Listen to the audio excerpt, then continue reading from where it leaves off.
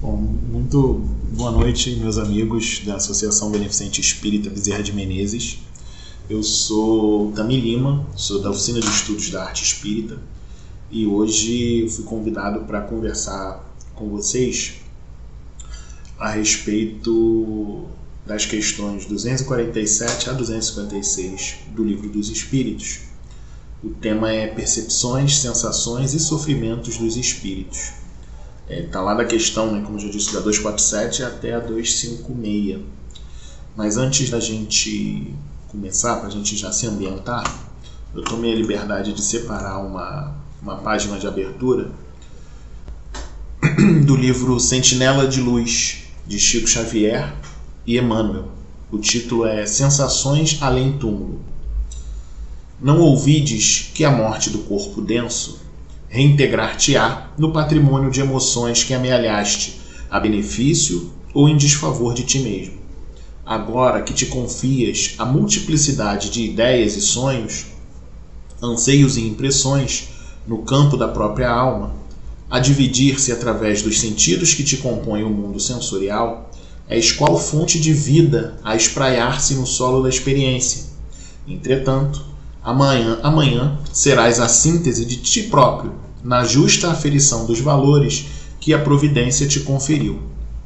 Se o bem te preside a jornada, de certo, sob o amparo da lei, receberás do Senhor novos mandatos de serviço, em consonância com os teus ideais, porque no culto do dever retamente cumprido, todas as criaturas ascendem verticalmente a novos quadros evolutivos. Mas se encaras o espírito nos enganos da sombra, não esperes que a ausência da teia física se te faça mais tarde equilíbrio e libertação, de vez que a lei, ciosa de seus princípios, guardar-te-á nos resultados de tuas próprias ações, compelindo-te a restaurar os fios do destino, associando-se aos propósitos do Pai Excelso. É por isso que as sensações além túmulo representam o retrato positivo das imagens que criamos no laboratório da existência física, determinando, segundo a lição do Mestre, que o fruto de nossos desejos esteja à nossa espera, onde guardamos o coração. Não te esqueças de que a alegria do céu e os tormentos do inferno começam invariavelmente em nós próprios, plasmando em derredor de nós mesmos o flagelo das paixões destruidoras que houvermos abraçado no convívio deliberado da sombra ou no brilho do bem, a que tivemos empenhados as nossas melhores forças no sacrifício incessante pela vitória da luz. Vou fazer a nossa prece de início dos trabalhos, para que a gente possa agradecer aos nossos amigos espirituais, agradecer aos nossos mentores, aos nossos espíritos familiares, a oportunidade que a gente tem diariamente de entrar em contato com essa doutrina tão bela, com essa doutrina tão especial para as nossas vidas, para as nossas atividades, agradecer a oportunidade de trabalho, agradecer a confiança dos mentores, agradecer a confiança dos nossos amigos espirituais para as realizações das nossas atividades, agradecer a possibilidade de dividirmos a vida com pessoas tão queridas, de reencontrarmos espíritos tão queridos, tão amigos, e que a gente possa sempre estar disposto, estar aberto a ouvir os melhores ensinamentos, as melhores intuições, e que a gente possa usar desse momento em conjunto para trabalharmos as nossas necessidades, entendimentos, e que a gente possa divulgar a doutrina espírita, que a gente possa entender a doutrina espírita e que a gente possa, acima de tudo, aprender a amar, assim como o nosso querido amigo Jesus nos ensinou. Fiquem conosco no decorrer dessa noite e que a gente possa ter esses momentos de paz em nossas residências, em nossos lares. Que assim seja, graças a Deus. Bom, pessoal, hoje a gente vai conversar um pouquinho, sobre percepções, sensações e sofrimento dos espíritos. E antes disso eu tenho algumas consideraçõezinhas para fazer de início, umas considerações iniciais. A primeira, ela está lá no livro O Problema do Ser, do Destino e da Dor, no capítulo 11, do Leon Denis. E Leon Denis fala para a gente assim: o ser humano, como dissemos, pertence desde esta vida a dois mundos. Pelo seu corpo físico, ele está ligado ao mundo visível. Pelo seu corpo fluídico, ao mundo invisível. E uma outra citação também que é legal da gente refletir, ela está lá no livro que é o Espiritismo, capítulo 3. Desculpa. E Kardec fala assim pra gente: a alma, depois da separação do corpo, não se perde na imensidão do infinito, como geralmente se acredita. Fica errante no espaço e, as mais das vezes, junto àqueles que conheceu e, sobretudo, que amou. Mas, apesar disso, não deixa de poder transportar-se instantaneamente a distâncias imensas. Por que eu separei esses dois trechinhos, né, para a gente começar a nossa conversa?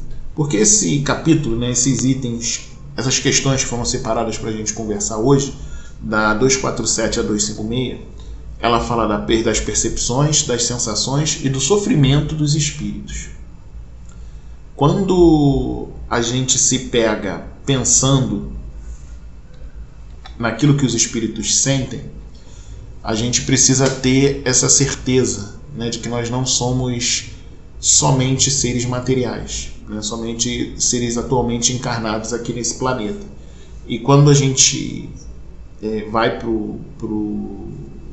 para esse livro do Leon Denis, né, O Problema do Ser, do Destino e da Dor, ele faz com que a gente reflita em cima disso, né, porque basicamente a gente vive esses dois planos.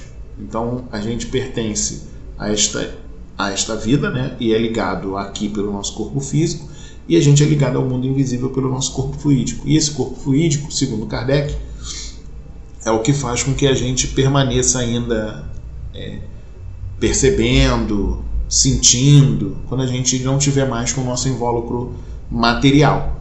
Então, partindo do princípio que a gente entende efetivamente que nós somos seres espirituais, atualmente tendo experiências na carne, a gente consegue entender melhor essas questões que a gente vai conversar aqui um pouquinho.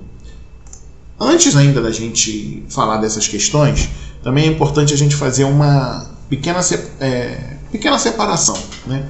Sensação é um fenômeno sensação é um fenômeno físico, e a percepção, essa sim, é um fenômeno psíquico. Quando um agente externo impressiona os nossos sentidos, esse agente produz no nosso aparelho sensorial uma alteração, e essa alteração nós chamamos de sensação. Se a alma toma conhecimento dessa alteração, a sensação ela se torna percepção. E caso a alma não tome conhecimento disso, né, a sensação ela registra, mas fica inconsciente. E para a gente efetivamente perceber alguma coisa, ter essa percepção, é legal da gente pensar em dois itens, né? Primeiro, é a questão da intensidade, que é preciso um mínimo para a gente poder perceber as coisas. A gente não ouve os sons muito baixos, a gente não enxerga muito bem, né? Às vezes a gente precisa de um apoio, né, dos nossos amigos aí para fazer com que a gente enxergue um pouquinho melhor. E além dessa intensidade, a gente também precisa pensar na duração, que é o tempo necessário para que a sensação seja percebida, né? Ou por um outro lado, para que o espírito possa tomar conhecimento do movimento perispiritual. Nem tudo é imediatamente percebido, então às vezes a gente demora para desenvolver essa percepção. Isso é muito comum quando a gente pensa nas reuniões mediúnicas, né? Quando a gente pensa no desenvolvimento mediúnico, né? Deixa eu ser mais claro. Quando a gente pensa, né, que a gente vai sentar numa reunião, em volta de uma mesa, pegar um papel, uma caneta, começar a escrever, ou então começar a falar, né, a deixar que os espíritos se comuniquem através de nós, isso demora um tempo. Nem sempre a gente consegue ter a percepção total dos espíritos que estão ali. Nem sempre a gente consegue perceber o todo do que está acontecendo. Nem sempre a gente é capaz de reproduzir, às vezes, aquilo que a gente está percebendo, aquilo que a gente está vendo. A gente às vezes não tem palavras. E às vezes a gente precisa ficar nessa condição durante um bom tempo para que a gente possa desenvolver essa habilidade, para que a gente consiga entender o que está em contato com a gente. Então é muito comum no desenvolvimento mediúnico a gente estar em contato com o espírito às vezes até desde o início do dia, antes da reunião começar, propriamente dito, para que a gente vá percebendo as suas condições, percebendo o que ele está, quais são as suas necessidades, o que ele está necessitando, o que ele tem para dividir. E aí, após isso, a reunião começa e a gente empreste com música, com conversa, e às vezes só no final da reunião é que esse espírito consegue se comunicar.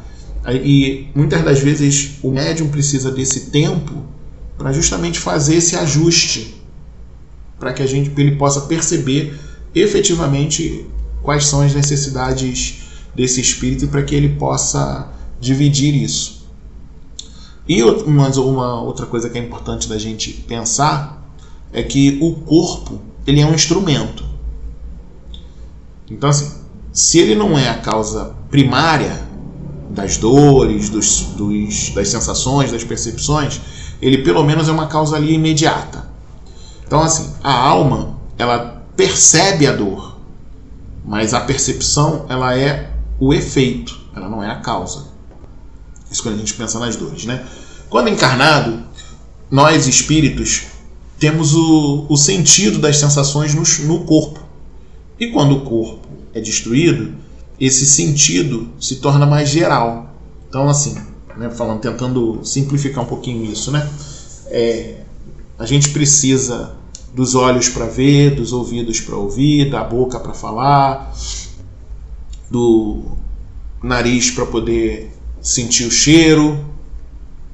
E quando a gente desencarna, que não tem essa canalização dos sentidos, né? Então, nossa parte auditiva está canalizada aqui, nos nossos ouvidos, a nossa parte da visão está canalizada para os olhos.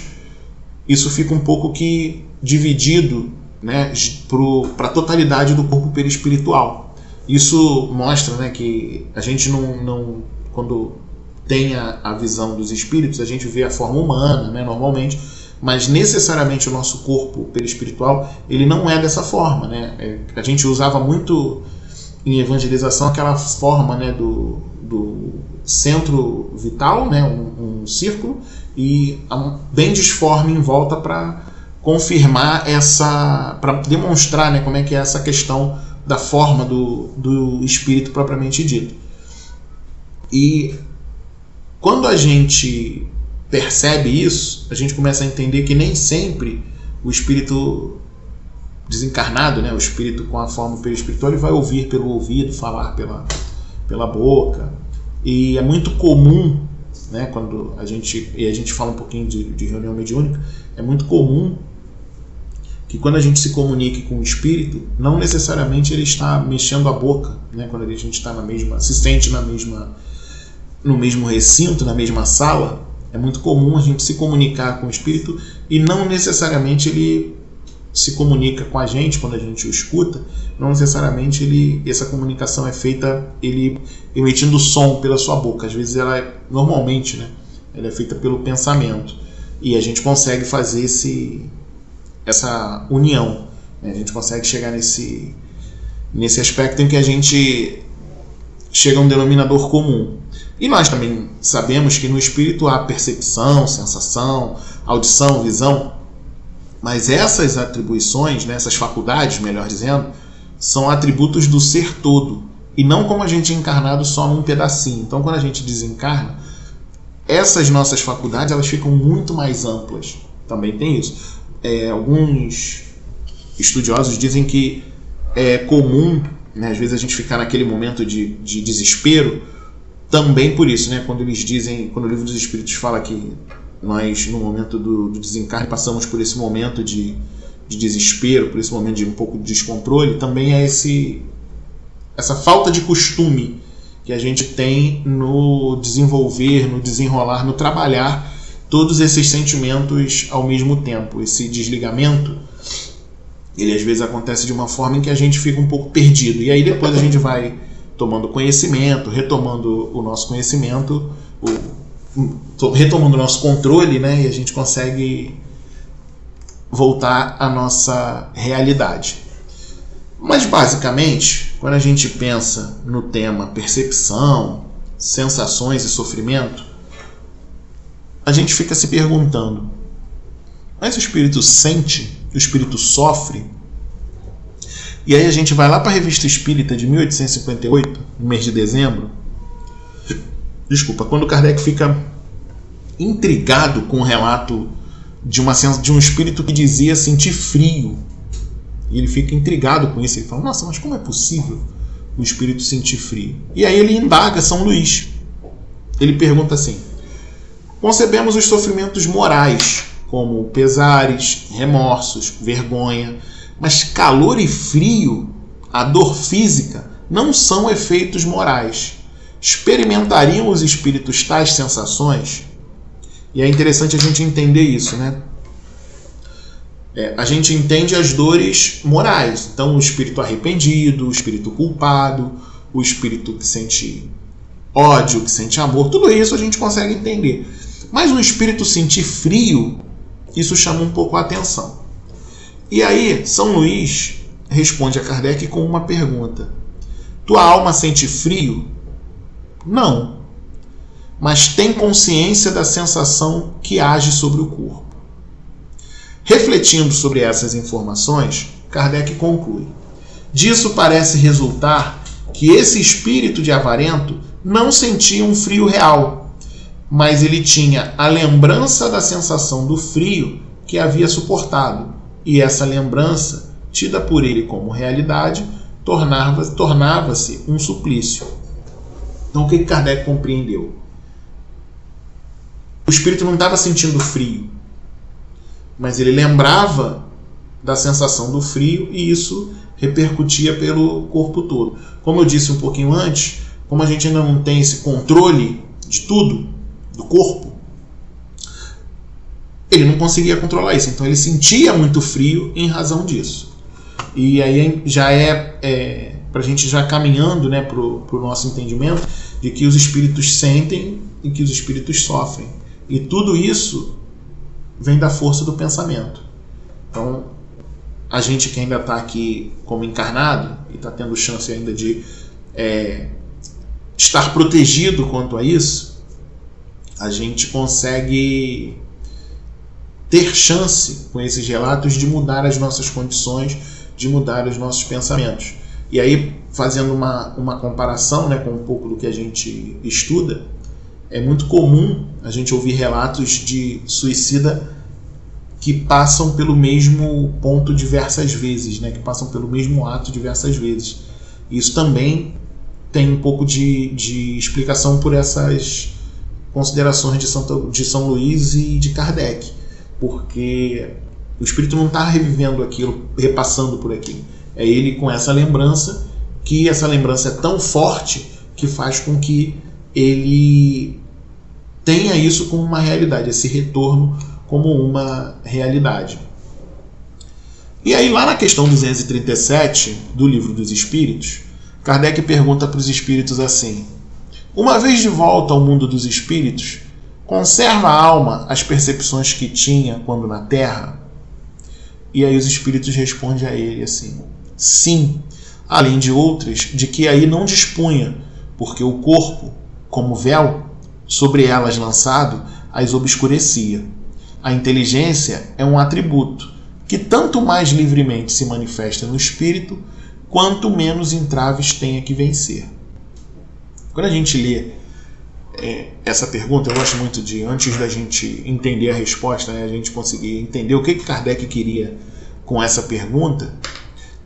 Essa pergunta tem muito a ver com esse outro ponto que eu trouxe anteriormente, lá da Revista Espírita de 1858. Né?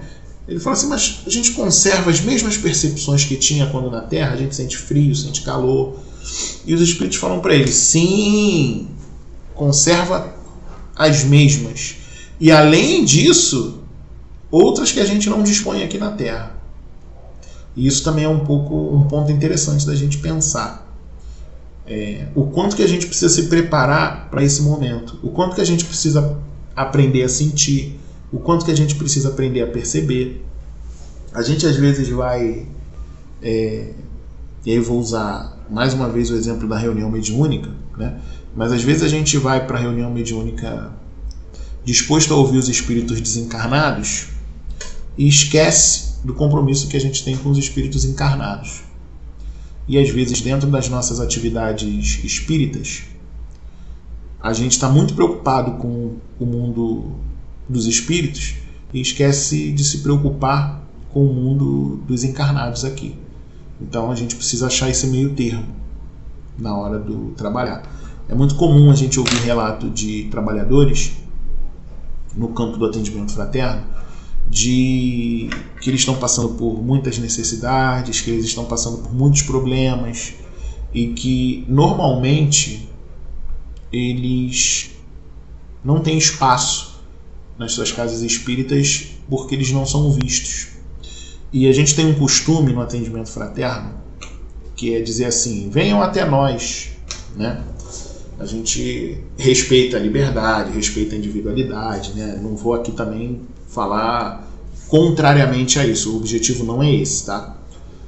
Mas a gente precisa aprender a ter essas percepções, essas sensações, para a gente ter meios de chegar até essas pessoas. Tudo que diz respeito ao nosso desenvolvimento, ele diz respeito a gente aprender a lidar com os nossos amigos, com os nossos amores, com aqueles que estão à nossa volta. Então, quando a gente tem um pouquinho mais de sensibilidade, a gente consegue fazer com que as pessoas se abram.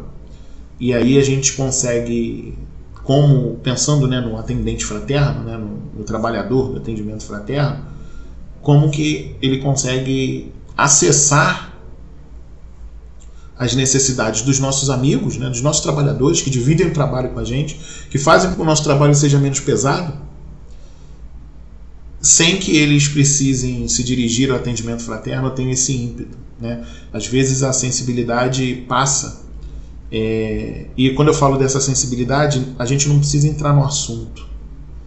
Às vezes o abraço, às vezes o carinho, às vezes o servir, às vezes o dividir o trabalho, o fazer junto.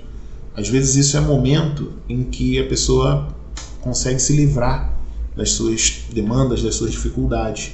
E a gente precisa estar aberto para perceber isso, né? Não adianta a gente participar das atividades espíritas focando nos espíritos que estão participando com a gente, nos desencarnados, se a gente ainda não consegue ver aquilo que está no nosso mundo, aquilo que está aqui acontecendo à nossa volta. Tem uma atividade que é muito interessante quando a gente fazia desenvolvimento mediúnico, que um dos responsáveis fazia com a gente, que era uma atividade de percepção, né? Então ele colocava no meio da sala um jornal e uma árvore, um bonsai, debaixo do jornal. No caminho tinha muitas cadeiras dobradas, caídas, vassoura caída pelo caminho até a gente chegar na sala. E quando a gente chegava na sala, a gente ficava curioso para saber o que tinha debaixo do jornal e levantava o jornal. Todos nós, todo mundo foi entrando um a um, né? Todo mundo fazia o caminho. E aí ele, no final disso, né, de todos nós entramos na sala, ele pergunta: e aí, o que vocês perceberam? E a gente falava para ele assim: a gente percebeu que aqui debaixo do jornal tinha um bonsai. E aí ele dizia pra gente assim: mas vocês não perceberam mais nada? E a gente, focado naquele momento da sala, né, não conseguia perceber mais nada. A gente só conseguia dizer que tinha o bonsai, porque a gente não registrou ao longo do caminho que tinha cadeira caída, vassoura no caminho, rodo no caminho, blusa pelo chão. E aí ele faz o caminho de novo com a gente, colocando a vassoura no lugar, o rodo no lugar, tirando a blusa, dobrando e colocando lá naquele recipiente que normalmente as casas espíritas têm para receber doação, colocando a cadeira no seu devido lugar. e o quanto que a gente refletiu aquele dia de que a gente, na verdade, não estava aberto para percepções e sensações. A gente estava disposto a realizar uma atividade. E a gente precisa aprender a abrir o nosso coração para isso. Porque às vezes esse caminho que a gente trilha até fazer a nossa atividade, e aí não necessariamente ela precisa ser uma atividade mediúnica. Não tem essa obrigatoriedade de ser uma atividade mediúnica, não é isso. Ela pode ser uma atividade corriqueira no centro, mas a gente precisa estar aberto, a gente precisa estar sensível, a gente precisa estar querendo perceber. Porque dessa forma a gente vai conseguir desenvolver as outras qualidades, as outras percepções que a gente ainda não dispõe aqui. Porque quando a gente está disposto a ajudar, quando a gente se coloca à disposição do trabalho no bem, a gente tem ajudas que a gente não imagina. Então, assim, essa percepção vem muito aliada à nossa disponibilidade para o trabalho. O quanto que a gente vai estar disponível para esse trabalho acontecer. E mais na frente, Kardec pergunta assim, lá na questão 240. A duração, os espíritos a compreendem como nós? E aí os espíritos respondem, não. E daí vem que nem sempre nos compreendeis, quando se trata de determinar datas ou épocas. A gente não tem o objetivo de se alongar muito em cima disso, porque infelizmente o nosso tempo é curto, mas veja que Kardec faz uma grande análise, né, de como os espíritos nos compreendem. Então, assim, ele parte do nosso princípio de como a gente compreende as coisas aqui para conseguir entender o que os espíritos vivem lá, como é que eles compreendem lá. E os espíritos já são bem objetivos, né? Não compreender o tempo como a gente compreende, e ainda por isso que a gente não consegue compreendê-los quando eles falam de datas ou épocas. E tem uma nota de Kardec que é bem interessante, nessa questão 240, em que ele diz assim: os espíritos vivem fora do tempo como compreendemos. A duração para eles deixa, por assim dizer, de existir. Os séculos para nós tão longos não passam aos olhos deles de instantes que se movem na eternidade, do mesmo modo que os relevos do solo se apagam e desaparecem para quem se eleva no espaço. Lembra que eu falei um pouquinho antes que às vezes na preparação para a atividade mediúnica, os espíritos eles precisam estar ligados para a gente, já vem junto da gente nessa união, né, para a gente conseguir perceber a totalidade, conseguir senti-los, conseguir perceber, conseguir se conectar com eles. É também por isso. Como a percepção e a duração são compreendidas de maneiras diferentes, não dá muito para a gente marcar hora certinha para as coisas acontecerem. Cada um tem seu tempo, as coisas vão acontecendo, então a gente precisa às vezes de um lastro de tempo maior para conseguir se vincular, para conseguir fazer efetivamente aquele momento ímpar acontecer.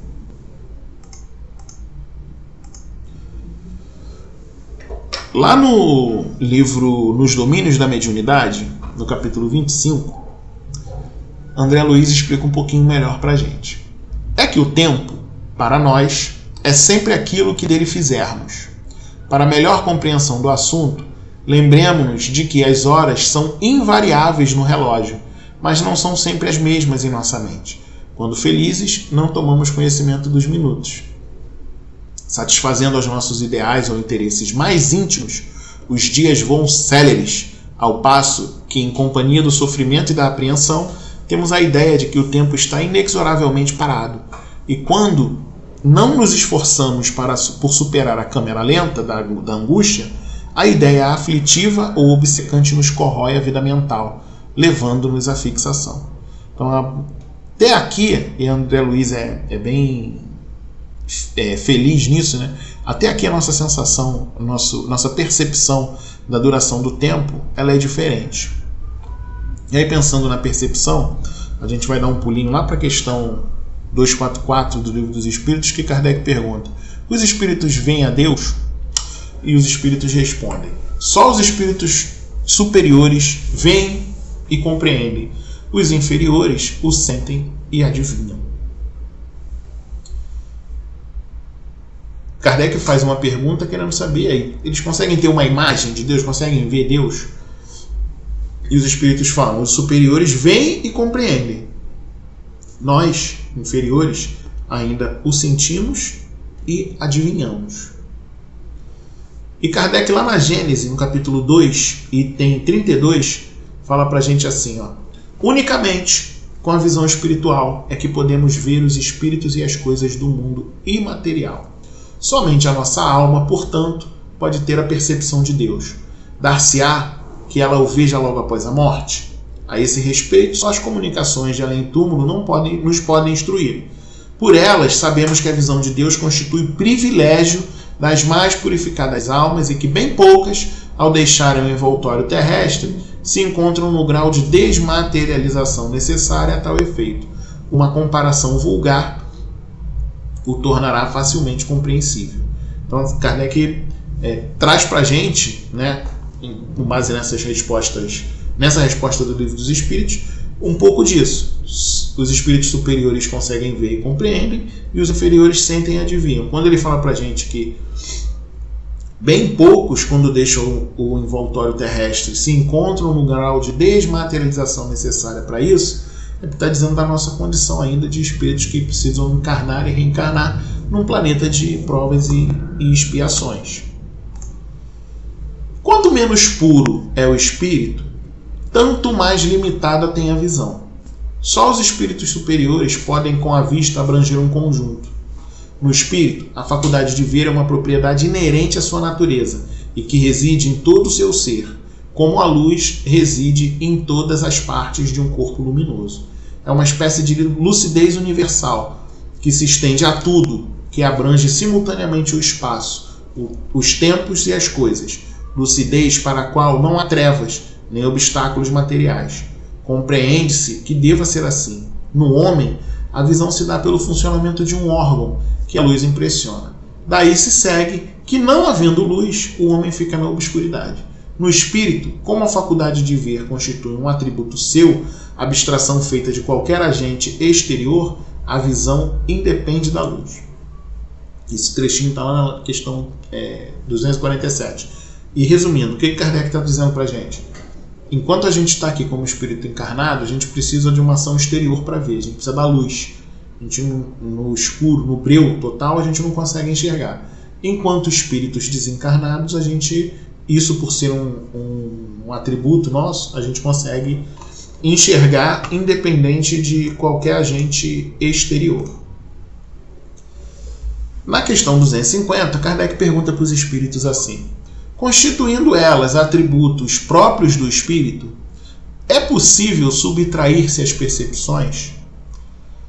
E os espíritos respondem: o espírito unicamente vê e ouve o que quer.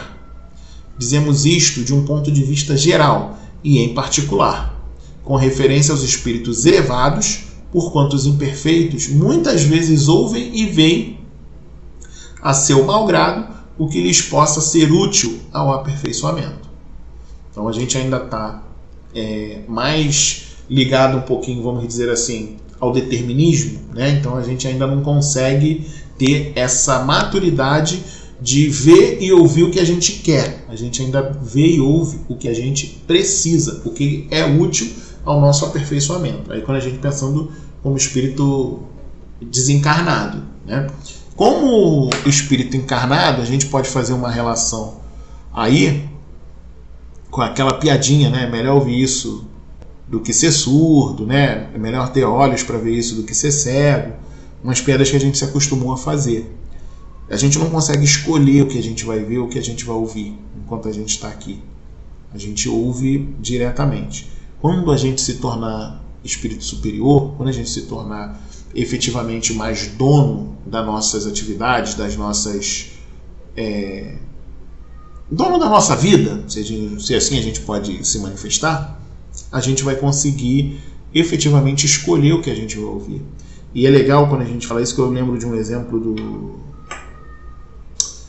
de um livro do André Luiz, quando ele fala da prece refratária, que está lá no livro Entre a Terra e o Céu, que quando a menina faz a prece pedindo pela sua mãe, se não me engano é sua mãe ou sua avó, a prece dela chega lá no plano espiritual para um dos mentores ouvir e atender.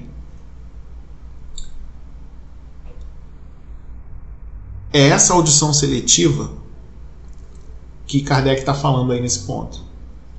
Porque imagina o quanto de preces e o quanto de orações estavam sendo feitas naquele mesmo momento. Imagina quantas pessoas efetivamente estavam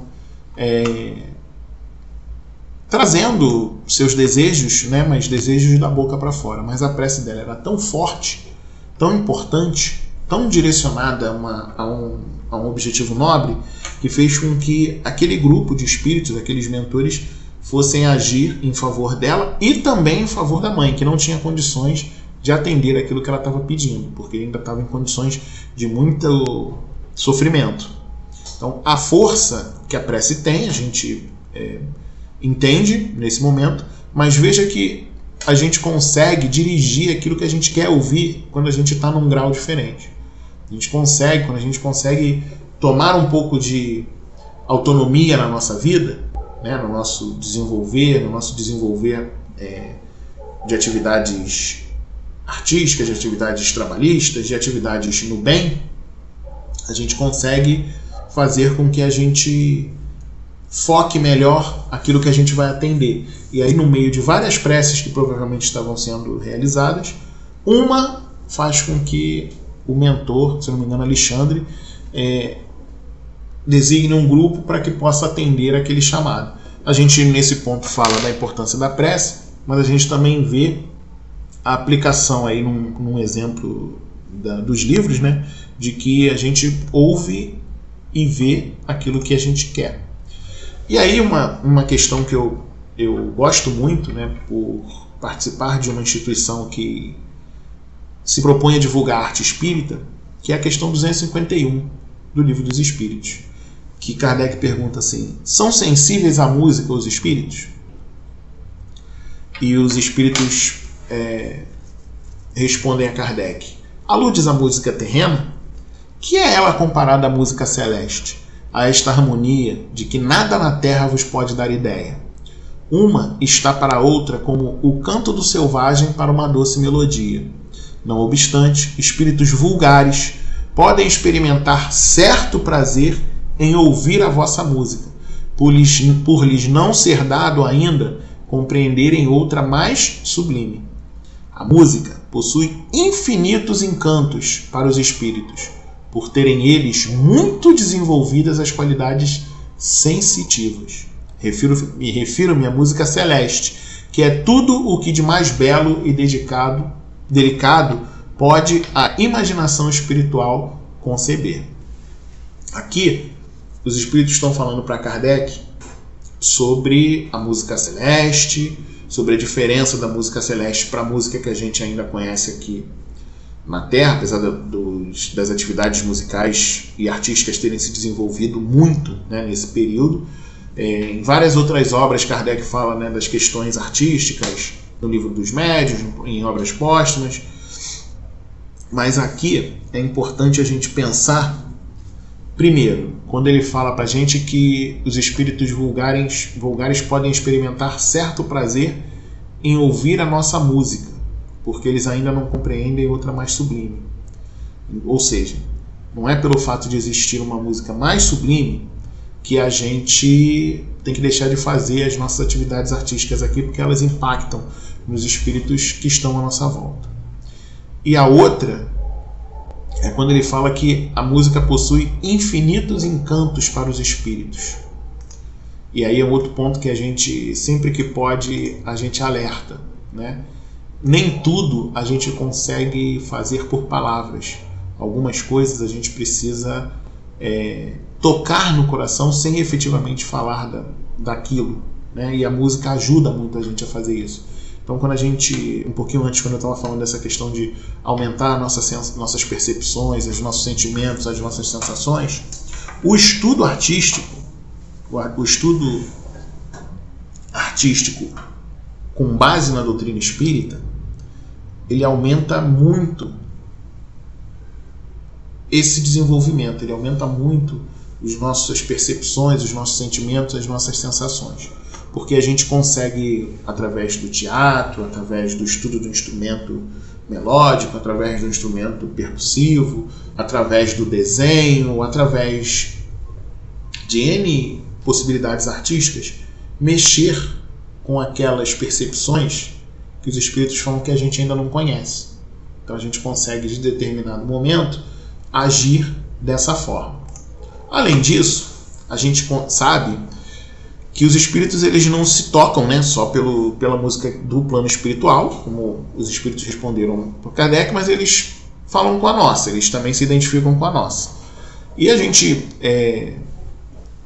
com trabalho de Comerge, com um pouquinho de trabalho nessas atividades musicais, a gente recebeu alguns feedbacks, né, algumas comunicações que falam do alcance dos trabalhos de música e do trabalho do coral.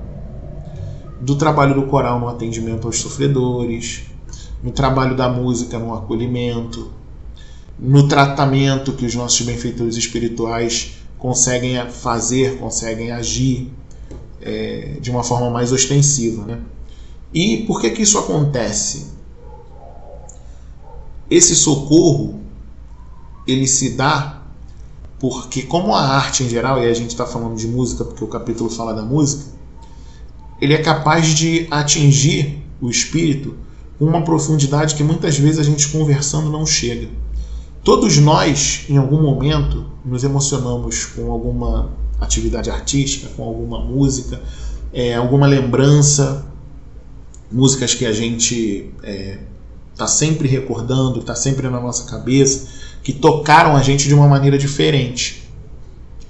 Por isso é que normalmente, né, nas nossas atividades de Comerge, a gente opta por, em determinados momentos, a gente fazer o que a gente chama de sensibilizações, que é justamente para fazer com que aquele público, né, o nosso público jovem, consiga agir, pensar, refletir de uma maneira mais ampla, mais aberta. Então, a gente consegue fazer uma sensibilização, da sensibilização a gente vai para o nosso estudo em grupo, dividido por faixa etária, para que a gente consiga mexer mais do que só na conversa. E um outro ponto, que é um ponto muito importante das nossas ditas ambientações, é que a música propriamente dita, eu vou falar um pouquinho da ambientação, porque normalmente a gente coloca uma música, a gente tem algum que a gente carinhosamente chama de violeiro, né? Mas algum violeiro, alguém que se dedica a essa atividade, né? de fazer esse momento de ambientação, a gente percebe como que esse momento é um momento que mobiliza e envolve as pessoas e afeta o ambiente vibracionalmente. É interessante isso. Às vezes a gente chega corrido das nossas atividades, né, para fazer o trabalho, e aí tem alguém lá fazendo a leitura de uma página, que a gente esquece que a leitura da página também é um momento artístico, né? A gente às vezes acha que é um momento de estudo e tal, mas a leitura da poesia, o desenvolvimento, a gente inclusive nossa instituição, na oficina, a gente tem um curso muito bacana que a gente chama de Arte da Palavra, né? Que é para a gente trabalhar isso, né? Para a gente conseguir trabalhar essa escrita de uma forma que a gente atinja as pessoas em outros pontos. E aí, por isso é que a gente, enquanto trabalhador da arte espírita, a gente fala da importância da ambientação. A gente chega às vezes acelerado, um monte de coisa deu errado o dia inteiro, e a gente chega e ouve 15 minutos, às vezes nem isso, às vezes a gente consegue ouvir uma só, né? Porque com o desenrolar de tudo nas nossas atividades a gente precisa fazer tudo um monte de vezes, fazer várias coisas ao mesmo tempo, e às vezes quando a gente senta é o momento da gente ouvir a música, ler a página, fazer a prece e começar o trabalho. E quando chega nesse momento do começar o trabalho, a gente vê de como a gente está diferente de quando a gente chegou. E é por isso que a gente chama esse momento de ambientação, porque esse momento ele tem o objetivo de congregar todos os pensamentos em prol de um ambiente mais propício para o trabalho acontecer. E olha que interessante, né? A gente fala lá Na codificação, a gente em vários momentos se depara com essa importância da força do pensamento, né, do pensamento em conjunto. Inclusive, quando se fala da prece, né, da prece ser feita em voz alta para que possa ser essa união, esse fecho de pensamentos e fazer com que a coisa seja mais forte. A gente na música faz isso, a gente tem ritmo, a gente tem tempo, a gente tem duração, a gente tem andamento, fazendo com que todo mundo esteja emitindo, né, suas vibrações no mesmo ritmo, no mesmo momento. E isso ajuda com que a gente entre nesse ambiente, com que o ambiente fique reforçado. Lógico que não é só a música que faz, lógico que não é só a arte que faz, a gente descobre várias maneiras de fazer isso, mas nesse momento do livro é importante a gente trazer essas reflexões sobre a importância da arte nas atividades espíritas, para que a gente possa entender um pouco melhor da gente. E a gente pensa sempre na busca pela arte num momento em que a gente consegue entender melhor a nossa existência, se entender melhor como ser humano, buscando ampliar esses sentimentos e essas sensações. E por que a gente precisa ampliar esses sentimentos? E aí já, infelizmente, porque passa rapidinho mesmo, né? A gente vai lá para o Evangelho segundo o Espiritismo, capítulo 11, item 8, quando os Espíritos falam para a gente sobre a lei de amor. A gente falou muito, né, durante esse tempo que a gente está aqui, sobre o desenvolvimento dos nossos sentimentos, das nossas percepções, né?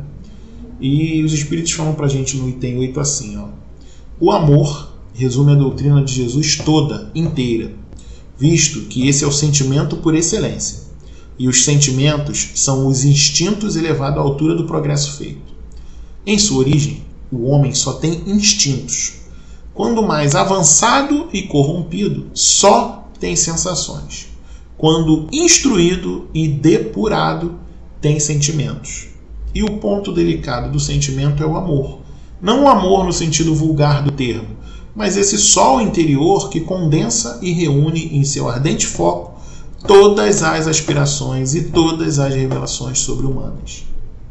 Quando a gente fala de desenvolver os nossos sentimentos, eu puxei um pouco a brasa para o meu peixe, porque trabalho numa instituição que se dedica à divulgação do espiritismo através da arte, mas quando a gente pensa no desenvolvimento dos sentimentos, as nossas reuniões doutrinárias têm esse foco.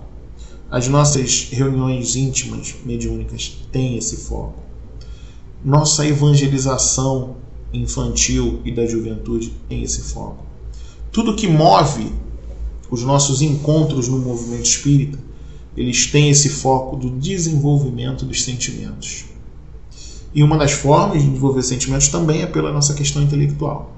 Então, todos os nossos trabalhos, todas as nossas atividades possuem como objetivo fazer esse desenvolvimento dos sentimentos.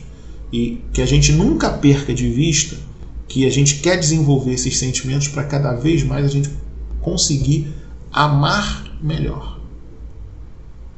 Amar na altura do nosso progresso.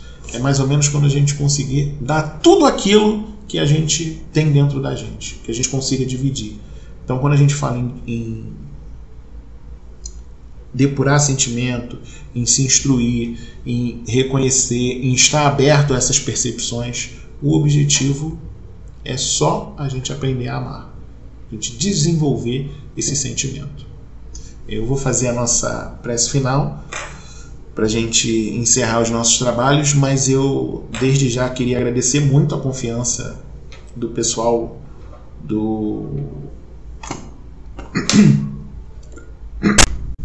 Desculpa, pessoal da Associação Beneficente Espírita Bezerra de Menezes, né?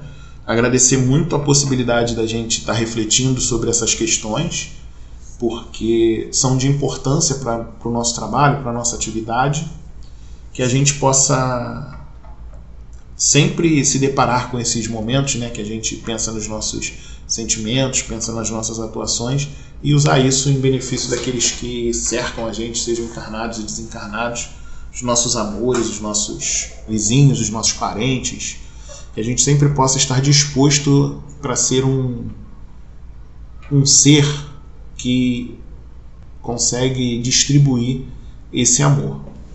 E aproveito essa oportunidade, né, para que a gente possa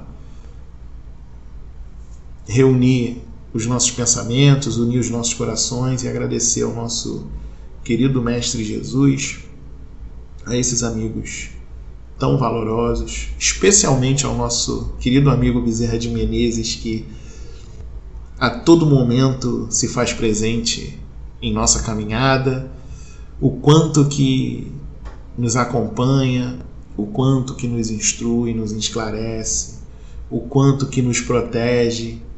Agradecer a toda essa equipe espiritual que de lar em lar visita, ampara, esclarece, consola. Agradecer a oportunidade que a gente tem de ser esse agente consolador em determinados momentos. Agradecer a tantos agentes consoladores que passam pelo nosso caminho, pela nossa vida, que a gente possa ter ouvidos de ouvir, aumentar as nossas percepções, desenvolver os nossos sentimentos, depurar cada vez mais o nosso amor, para que a gente consiga instalar aqui no nosso planeta, instalar no coração dos nossos amores, dos nossos amigos, esse mundo regenerado, esse mundo novo que a gente está trabalhando para construir. Muito obrigado, que a gente possa ter uma noite de paz bem próxima do nosso querido amigo Jesus. Que assim seja, graças a Deus. Um abraço, pessoal, muito obrigado pela confiança e que a gente possa se encontrar outras vezes. Fiquem com Deus.